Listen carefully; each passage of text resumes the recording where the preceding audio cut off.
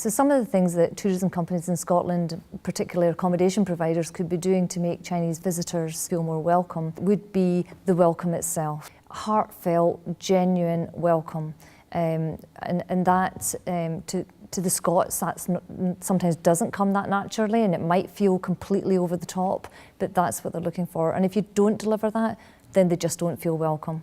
It would also be useful if the most senior person in the hotel, like the general manager, if it's a group that are there, could come down and be part of that welcome. They'll really, really respect that. And that gives the Chinese something called face. Chinese visitors have certain expectations about what they would require within a hotel room. They've travelled a long way, and they tend not to travel with the same sort of things with them, the personal items that you and I might take on holiday with us.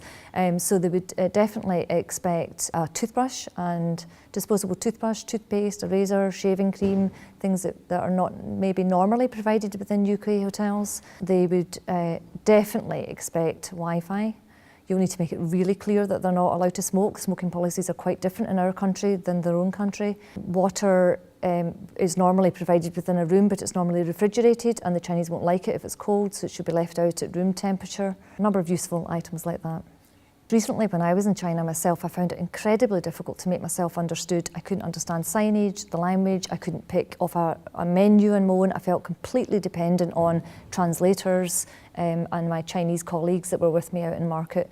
I think there was only one restaurant I was in that had photographs on the menu, and my Chinese colleague passed the menu over and said, "At last you can pick your own meal." So simply photographs of the food on a menu go a long way. Also, the other thing that I was totally dependent on were the concierge in each of the hotels I stayed in provided me with a card with the address of the hotel in Chinese, and they marked on it hotel, so I knew that was my hotel card. And for any meetings I was going to, they wrote out the address in Chinese for the taxi drivers and told me that was meeting 1, meeting 2, and I lived on with these little cards to get myself around, passing them to taxi drivers. A translated map of an area would have allowed me to travel, have the confidence to travel further from the hotel than I would have done.